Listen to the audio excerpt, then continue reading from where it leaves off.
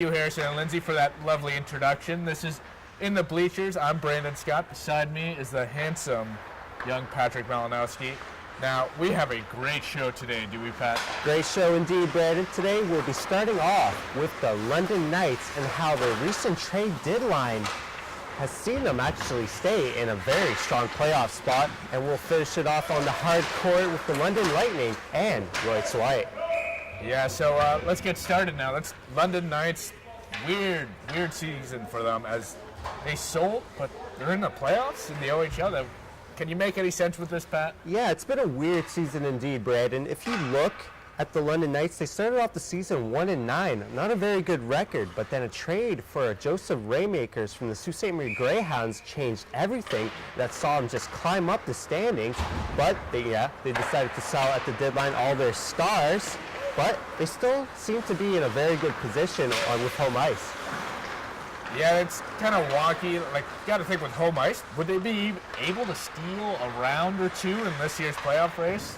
To be honest, Brandon, I don't think they'll be able to compete. I see them challenging the Owen Sound attack in the first round, and Owen Sound is a really strong team. If you look at their lineup, they have a Nick Suzuki, a Kevin Hancock, and a Jonah Gadjevich. 3 stars in the OHL, and the experience is not enough on London to take on those 3 powerhouses.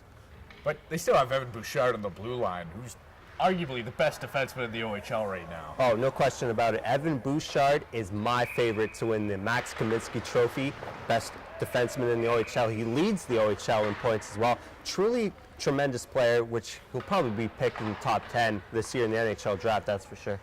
But do you think even with an anchor, they wouldn't be able to steal a first shot? That's got to be at least a 6-game series. You got to. Would you say that? It could be a 6-game series. If you look at Owen Sound's roster, of course they have a very strong offense, but the defense has been a little iffy, and their goaltending has been a carousel all season long. You know, they started off with a Zach Bowman, but they decided to send him away, and they traded for Lafreniere before the deadline. But I don't know if he's enough to help him, but I still think Owen Sound's a stronger team than London if you look at both teams' lineups. But in the end, I think this is going to pay off well, them selling at the deadline. Connor McMichael, he's a great guy. Dunkley on the back end, he looks like a guy that can also do something for the future. Oh, of course. London is technically gearing up for a 2019-2020 run, of course. Like you mentioned, Connor McMichael, Nathan Dunkley, they also traded for Sergei Popov, who hasn't shown much, but he has a lot of potential. And of course, they still have a couple other young guys like Lucas Foudy and Lucas Rowe as well.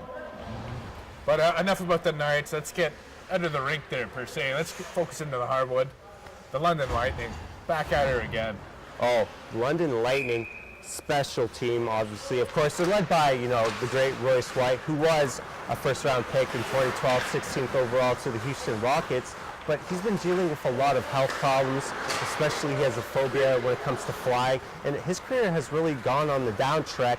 But, ever since coming to London, I think it finally saved him. And, he loves the city, he loves the fans, and, of course, he's really helping out the league, the NBL.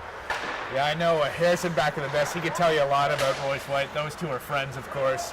But what has Royce White done for the NBL? What has he done for London? Like the Bolts in general?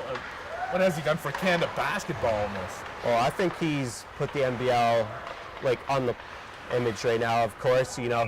The attendance at the Budweiser Gardens has gone up ever since he signed there. And of course, everybody wants to see the impact he brought at the college level here in Canada.